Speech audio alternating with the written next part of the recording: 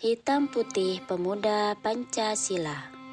Pemuda Pancasila awalnya bernama Pemuda Patriotik, merupakan organisasi pramiliter dan sayap kepemudaan yang lahir dari rahim Ikatan Pendukung Kemerdekaan Indonesia yang biasa disebut IPKI.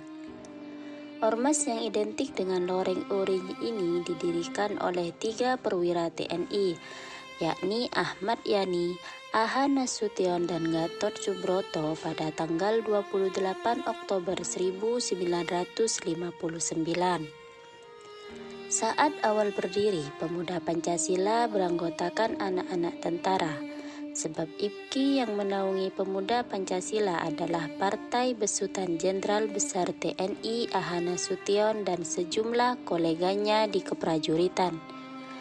Tujuan dibentuknya IPKI adalah untuk menangkal ancaman dari Partai Komunis Indonesia dan menegakkan peran Pancasila sebagai ideologi negara yang sejati, di mana kala itu PKI melakukan manuver politik dengan menciptakan organisasi pemuda rakyat.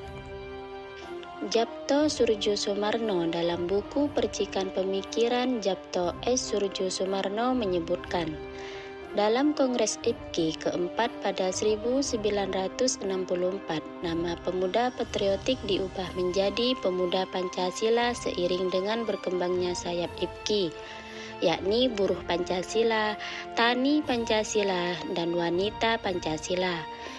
Sejak awal Pemuda Pancasila dibentuk untuk melawan pemuda rakyat, Buruh Pancasila untuk melawan SOPSI atau Sentral Organisasi Buruh Seluruh Indonesia, Tani Pancasila untuk melawan BTI Barisan Tani Indonesia, dan Wanita Pancasila untuk melawan Gerwani. Setelah Orde Baru berdiri, IPKI pun menjadi partai dan ikut serta dalam pemilu tahun 1971. Namun, setelah itu terjadi perpecahan. Ketika IPKI bergabung dengan PDI, maka Pemuda Pancasila keluar dan bergabung dengan Golkar. Ormas ini kini tak lagi merambah ke dunia politik seperti pada awal berdirinya. Meskipun begitu, Ormas Pemuda Pancasila juga memiliki sokongan dari para elit politik nasional.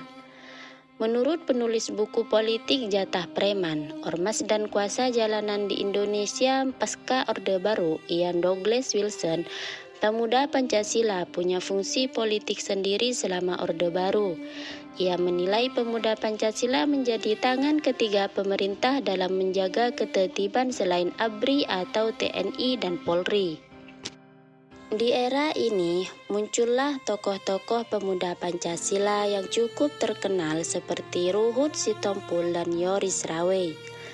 Pada tahun 1981, para tokoh pemuda Pancasila dari Sumatera Utara seperti Faisal Abdullah, ML Tobing, dan Effendi Nasution bertemu di Ancol dan sepakat untuk menggelar musyawarah nasional luar biasa di Cibubur.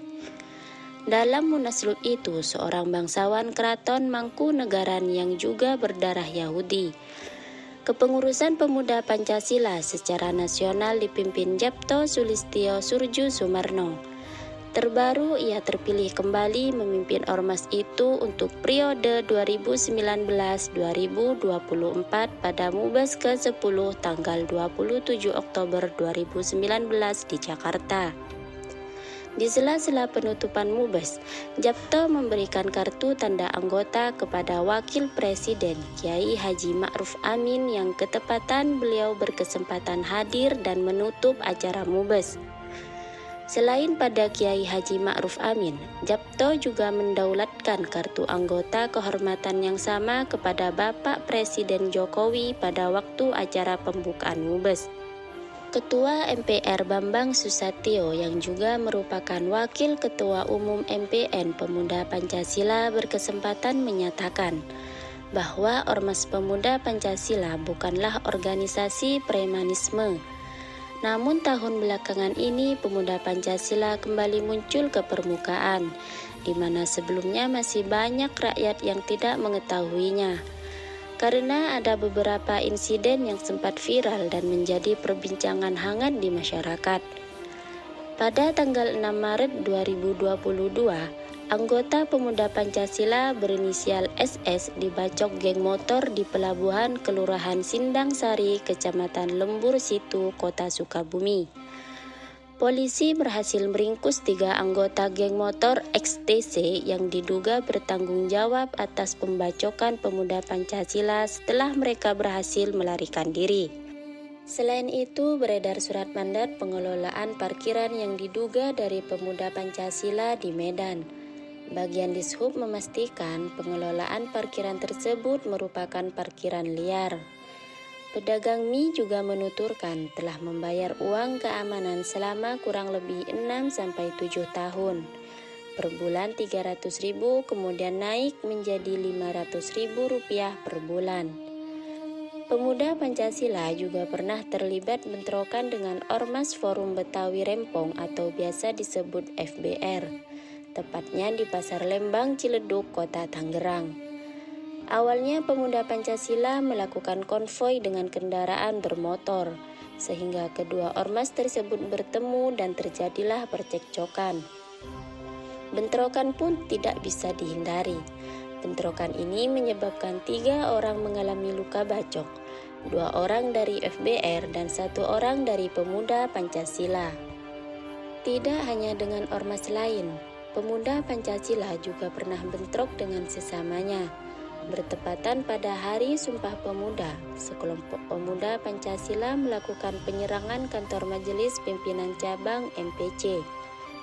Pemuda Pancasila Kabupaten Bantul yang berada di Jalan Bantul, Cepit, Pendowo Harjo, Kecamatan Sawon, Kabupaten Bantul, Yogyakarta, pada hari Rabu 28 Oktober 2020. Dalam keributan tersebut, Hendarto yang merupakan kakak dari Ketua MPC Pemuda Pancasila Bantul mengalami luka di bagian kepalanya akibat lemparan batu. Di Kebumen, pemuda Pancasila juga bentrok dengan Persaudaraan Setia Hati Teratai atau biasa disebut PSHT pada Selasa malam 7 September 2021. Bermula pada saat pemuda Pancasila mendengar kabar bahwa beberapa anggota PSHT sering mabuk-mabukan sehingga meresahkan masyarakat. Pemuda Pancasila pun melakukan patroli dan menemukan seorang anggota PSHT mabuk di sebuah tempat karaoke. Lantas pemuda Pancasila mendatanginya. Diduga terjadi cekcok di antara kedua ormas. Salah satu anggota Pancasila melayangkan jotosan ke arah korban yang merupakan anggota PSHT. Sebelum itu pada Kamis 21 Mei 2020 tepatnya pukul 17.00 WIB, pemuda Pancasila juga bentrok dengan PSHT di Jalan 1 Gusti Ngurah Rai, Kelurahan Bintara, Kecamatan Bekasi Barat, Kota Bekasi, yang membuat situasi di lokasi mencekam. Sejumlah bangunan rusak dan motor dibakar. Para pendekar PSHT mendatangi tempat di mana salah satu dari mereka dikeroyok dan juga tersinggung atas ucapan salah satu oknum pemuda Pancasila yang ditengarai menantang PSHT. Pada hari Kamis 25 November 2021, pemuda Pancasila melakukan demo di depan gedung DPR MPR Jakarta, namun berujung rusuh. Seorang perwira menengah berpangkat Ajun Komisaris Besar Polisi AKBP Dermawan Karosekali menjadi korban pengeroyokan yang diserang menggunakan senjata tajam. Selain itu, markas PAC Pemuda Pancasila Bandung Barat porak-poranda akibat pada hari Senin 15 Maret 2021 lalu telah terjadi insiden pemukulan yang dilakukan oleh anggota Ormas Pemuda Pancasila. Korban pemukulan diduga seorang perwira menengah Pamen Kopassus. Pemuda Pancasila juga pernah bentrok dengan LSM Gerakan Masyarakat Bawah Indonesia GMBI.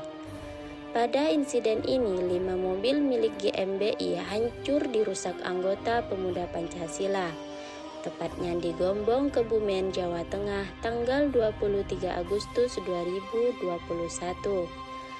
Selain itu, kantor sekretariat GMBI juga porak-poranda diacak-acak massa, dan 2 anggota GMBI mengalami luka berat hingga dilarikan ke rumah sakit. Terlepas dari pro kontraknya, Pemuda Pancasila tetaplah sebuah ormas yang pernah berjuang menjaga Pancasila dan sepenuhnya mendukung kemerdekaan Indonesia. Di balik oknum atau anggota yang khilaf, ada makna perjuangan yang tidak bisa dilupakan di masa lalu, dan semoga terus berlanjut hingga Indonesia benar-benar maju. Jangan lupa like, subscribe, dan komentar sebagai dukungan channel kami. Salam Indonesia Raya, salam Indonesia Jaya.